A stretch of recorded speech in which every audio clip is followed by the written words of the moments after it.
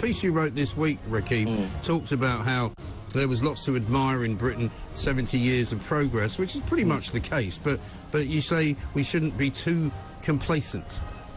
No, I think that over the 70 years we've made a great deal of progress. As I said, we have established ourselves as, in my view, one of the most successful examples of a multi-ethnic democracy. And I think that's something to be proud of, especially when you see many of the troubles in the United States when it comes to community relations. I think that we've made a great deal of technological progress. Also, I think in terms of healthcare, whatever your opinion is of the NHS, we have made strides in terms of quality of healthcare, you know, reducing infant mortality rate, maternal mortality rate. These are things that should be recognised. But saying that, one of the main problems that we have, in my view, we've also established ourselves as an international leader when it comes to community breakdown.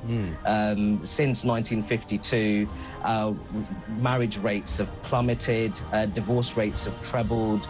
And I really think that if you want to be a resilient society in the post-Brexit, post-COVID world, we really need to restore the family unit at the heart of our social policy. Yes.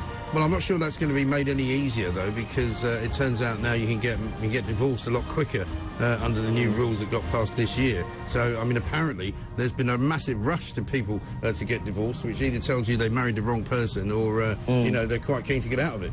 Well, what I find interesting, like, compared to 1952, people spend far more on average on their weddings, but they're also more likely to get divorced. Yes. Which I don't think is necessarily the most ideal combination. No. As you say, there've been recent liberalising reforms, and I think on top of that, there was the suspension of the family courts over the course of the pandemic, which means that we may see a post-COVID divorce explosion, unfortunately. Yes. Finally, Rakib, how are you spending the weekend? Are you going to be out there with your bunting, or have the local council banned you from doing it?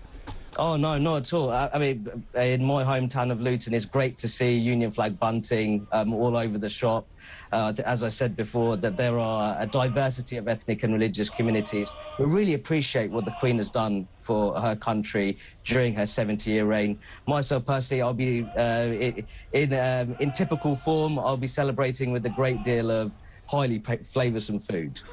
Excellent stuff, Rakib.